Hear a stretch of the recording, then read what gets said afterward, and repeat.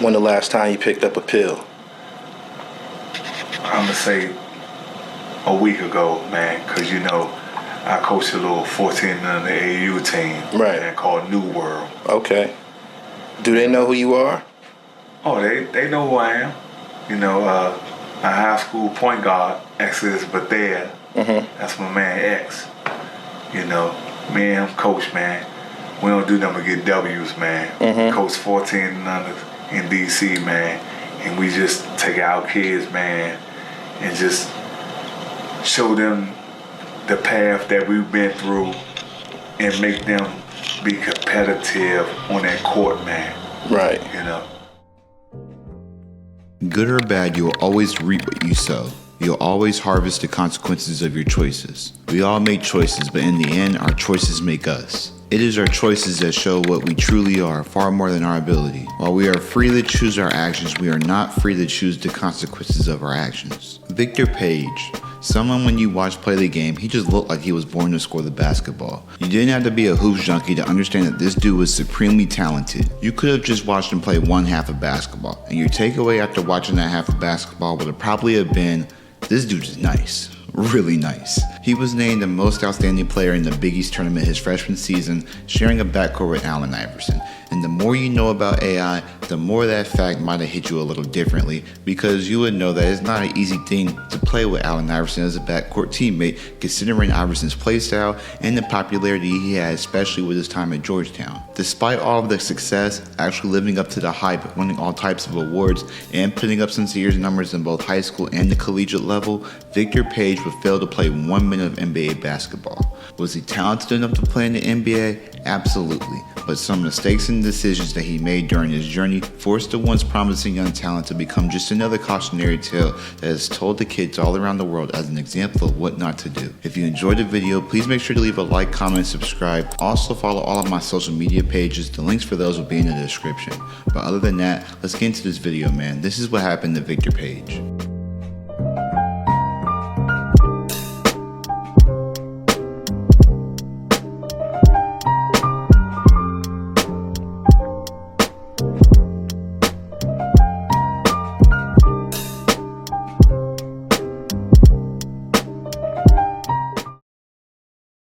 Victor Page was born February 19, 1975 in Washington, D.C. to Barbara and Victor Page Sr. Page lived with 11 relatives in the neighborhood in Anacostia called Berry Farms Dwellings, located in the southeastern part of Washington, D.C. If you're familiar with the area of Washington, D.C., then you probably know that Berry Farms is a tough neighborhood for a young kid to grow up in. At least it was at the time, and definitely had a huge influence on Victor Page's life and some of the decisions that he would make in the future. Both of his parents died tragically while Page was young. Victor would be raised by his grandmother with the absence of his parents, but even with her being his guardian, it didn't prevent Victor from getting into trouble at an early age. My mother was deceased, my father was deceased, and we were struggling. We were living in a neighborhood where everything was a struggle, and I thought that I was the only one in my family that could get my family out of that situation. He would run into trouble with the law a couple times while in high school. He reportedly was arrested for stealing a car as a juvenile, kicked out of his first high school his sophomore year for fighting, and was arrested his senior year in high school for possessions of both crack cocaine and an unregistered gun charge. His arrest for the gun charge and cocaine would end him up in a halfway house for 90 days after he no-showed the sentence hearing for the offense. This article detailing his life might have said it best. Instead of recognizing his talent and avoiding the pitfalls of living in poverty, he embraced them. Despite him getting into trouble as a youngster, Victor's basketball talents didn't go unnoticed, with him being named in 1994 First Team All-Met and the DC Player of the Year, playing at McKinley Tech, averaging around 31 points per game. After receiving those awards, however, Victor still wasn't ready to play collegiate basketball. Not because he wasn't skilled enough, no, he was more than skilled enough. He just didn't have the grades. So he followed the path many athletes do when they don't have the grades to get into the school that they're looking to get into. He enrolled in the prep school, the Winston School to be specific. This honestly might have been the best possible situation for Victor to be in. For one, he got another year to polish his game on the court before attending college, and the school he was enrolling into was known for his vigorous academic program that was located in Massachusetts. This gave him the opportunity to escape that toxic environment he grew up in, lock in, and form his own identity. He took advantage of this opportunity, improving his grades and averaged around 29 points per game at his time with Winston. He would be rewarded for his hard work with a scholarship to Georgetown University, joining forces with both AI and the legendary coach John Thompson. Now, if Victor Page would have went to any other school in the country, he probably would have been the big man on campus, considering how entertaining his game really was to watch. But he shared a backcourt with the rock star Allen Iverson, so his popularity wasn't really where it could have been, but he still was a highly productive player his freshman season with the Hoyas. He would begin the year scoring 71 points in the first 3 games, including an impressive 25 points against Georgia Tech in the preseason NIT. He would start 33 of the 37 games that season, averaging 12.5 points for the year, helping lead the Hoyas to a number 4 ranking to end the season. Victor would play his best basketball that season, however, in the Big East tournament, specifically in the semifinal game at MSG against Kerry Kittles in Villanova. That game, Allen Iverson would struggle with foul trouble, putting the Hoyas in the bind when it came to offense. With their front court shooting a combined 1 for 8 from the field, they were struggling to find points and were going to lose this game unless someone decided to step up and raise their game. As the game went on though, Page started to become the player to step up. He finished the game with a season-high 34 points and 9 rebounds to help lead Georgetown to an 84-76 win. Despite the heartbreaking loss in the championship game to UConn, Page led Georgetown in scoring again that game, scoring 20 more points, being named MVP of the entire tournament even after losing in the championship, being only the second player ever to be named the MVP of the tournament from a non-title team. During the NCAA tournament, Georgetown will be given the number 2 seed and would make a run in the tourney before running into powerhouse UMass led by Marcus Camby. Victor would average a little over 11 points per game, but was held scoreless in the game against UMass. Despite the disappointing end, Page now made a name for himself. He played in probably the strongest conference in college basketball at that time and performed in high-pressure moments on the big stage. Going into his sophomore season at Georgetown with AI in the NBA, the keys were handed to Victor Page to lead his legendary school back to its glory days they experienced with Patrick Ewing, Alonzo Mourning, Dikembe Mutombo, Reggie Williams, and all the other great Hoyas from the past. The team hadn't won a Big East title since 1989, and spoiler alert, they wouldn't win it in Victor Page's sophomore year either. Page would get his numbers, averaging over 22 points per game for the year, but he wouldn't do it very efficiently, shooting just 37% from the field for the year. Victor was always a streaky player going back to his freshman season, with him only shooting 40% from the field last season. Despite the inefficiency, he still had his moments. He led the Hoyas in scoring 27 out of the 30 games played, with 21 of those games being 20 or more points. The Hoyas would start the season going 8-1, but then as the year went on, the team began to slip a little bit. They would still end the year with the share of the Big East regular season title for the second straight year, but they would fall short in the semifinals of the tournament against Boston College. Then in the first round of the NCAA tournament, Georgetown would lose in the first round against Charlotte, with Page having an off night shooting to 7-22 from the field. Now, prior to the Big East tournament, there were rumors going around that Victor Page had his eyes on joining the NBA as soon as the next season. Victor tried to shut down the rumors, saying that he was too busy at Georgetown to even spell the NBA. I don't know if he really meant that or if he was just trying not to be a distraction to his team, because a week after him saying that, Thompson told the public that Page intended to leave school and enter the draft. Victor does not have the academic inclination to be, at this point of his life, pursuing his education, said Thompson.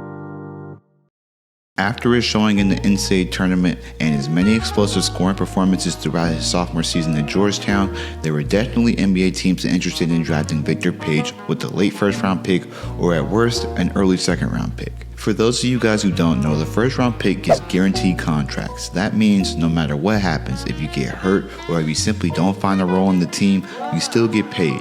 And rookies at that time who were selected in the late first round of the draft signed for between $500,000 and $700,000 per year for 3 years and a 4th-year team option. At the very least, Victor's expectation that it couldn't get worse than him falling to the second round and just having to go into training camp and fight for a position on the roster. But despite almost being guaranteed to get drafted, he somehow would end up going undrafted in the 1997 NBA draft. Why? Well, there were many factors that led to him not being drafted. First, despite Victor being an elite offensive threat, he was not a consistent defensive player, at least for what he showed in college. He lacked the size to really be effective on that side of the ball. Maybe if he guarded point guards, he could be more effective, but he did not show the ability to create for others in college, only averaging around 2 assists a game for the year. Back in the late 90s and early 2000s, point guards were asked to create shots a lot more for others rather than creating shots for themselves. If Page played in an era like today and the team saw his skill set, the team might have took a chance on him, hoping that he would develop those point guard skills over time. But back in the late 90s and early 2000s, the number one thing teams looked for in a point guard was someone who could run the show and get everyone involved. Standing at only 6'3", Page was stuck in the point guard's body with the shooting guard's playstyle, so he wasn't necessarily a can't pass up type of prospect. He was more of a really good college player with question marks about how his game would translate. Scouts considered him to be a tweener. Not only were teams not sure about how his game would translate to the NBA, off-the-court concerns and prior legal issues were just as big of a contributor to him not hearing his name called. Despite him going undrafted, he still had opportunities to make an NBA roster, being so close to signing an undrafted free agent contract with the Chicago Bulls. Victor screwed up his opportunity with him joining the Bulls roster, however, by staying out late one night and oversleeping and missing practice the next morning. He was cut right on the spot.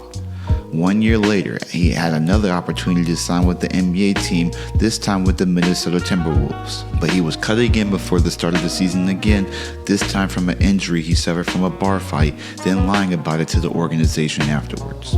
He didn't know it at the time, but that was the last opportunity Victor would get to make an NBA roster.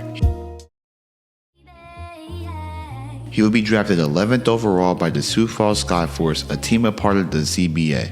Despite having a few incidents here and there, such as infamously attacking the opposing player with a broom during one of the games, Page would play 4 more good years of basketball and became the Sioux Falls all-time leading scorer, eventually getting his number retired by the franchise in 2004. But if you are somewhat familiar with this story, you know that Victor Page's life takes a drastic turn for the worst around this time. 2 days before Thanksgiving 2003, while visiting his hometown Berry Farm, Page was sitting in a red SUV at around 3 p.m. at the 2600 block of Bernie Place. He would unfortunately be shot 3 times while sitting in the car, and bystanders would help flag down the DC Fire Department. Page was transported by helicopter to the Washington Hospital Center, where he was listed to be in critical condition. He would survive the attack, but would lose his right eye due to one of the bullets hitting him in the face, which is why you see the pictures of him wearing an eye patch in a lot of these photos. Friends say they're your friends, really ain't your friends. Just stay out the streets, because the street ain't gonna get you in no trouble. This day, I just don't know why he did it. The motive of the shooter was never discovered, thanks in part to Victor Page not identifying the gunman. This life-changing incident would essentially end his basketball career, the one thing that helped keep him out of trouble, and once he lost the game, his life began to spiral. Page is convinced he still has a shot at the NBA, even though he turned 33 in February. Well, my career ain't over with. It's just gonna be harder to come back. No, it's not gonna be harder. It's just it's like a baby. You gotta crawl now. I gotta crawl before I can walk again, that's all.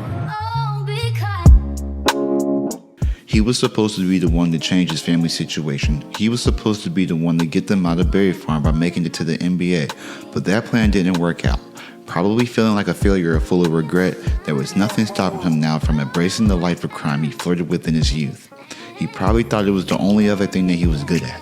If you ask me though, he was a much better basketball player than he was a criminal. In 2004, Page was arrested for a weapons charge, but would plead guilty, only receiving probation as a result. This would be the first of a staggering 33 arrests between 2004 and 2010, ranging from misdemeanor drug possessions and fourth-degree burglary charges. Now, he will only receive minimum jail time for these offenses, but being arrested 33 times is outrageous. I feel like the goal of a criminal is to not get caught. But Page just kept on getting into trouble to the point where you have to ask yourself, was this Victor Page crying out for help? I don't think we'll ever know the answer to that question, but Victor Page's story doesn't get much better. It actually gets a lot darker from here, so fair warning before you continue watching. In 2013, Victor would plead guilty to a second-degree assault in a domestic violence case in Prince George County, Maryland.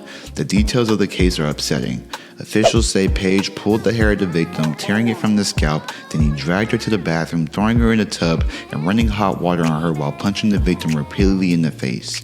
The suspect then ran to the kitchen and grabbed a knife and stabbed the victim on her right hand and right thigh. The victim then ran outside as the suspect chased her with a knife and threatened her life. He was sentenced to 10 years in prison, but the sentence was reduced to 4 years, and Page was released in 2017. Now, I'm not making this video to judge or condemn Victor Page for all the decisions because, in the end, we all fall short of perfection. But I can't help but say, in this case, his actions were absolutely inexcusable. If you ask me my 2 cents, I don't care what the situation or disagreement is about, a dude who causes physical harm to a woman is wrong 10 out of 10 times. It doesn't matter if she gets physical with you. As a man, you should be strong enough to restrain the woman, or at the very least, if you can't restrain her, be in control of your emotions enough as a man to remove yourself from the situation.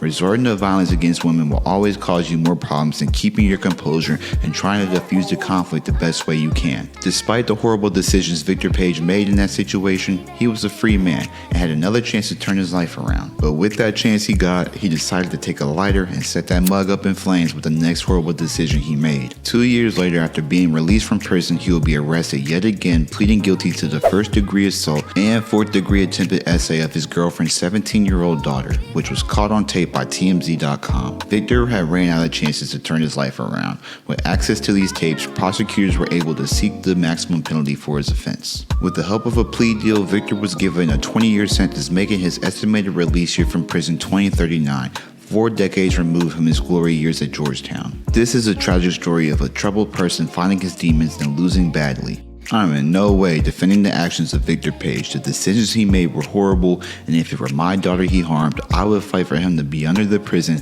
as I'm sure most of you watching would fight for as well. But I want to focus more on the lessons we can learn from Victor Page's life, and there are 2 key lessons I personally take away from this story. Number 1, talent isn't enough to guarantee success.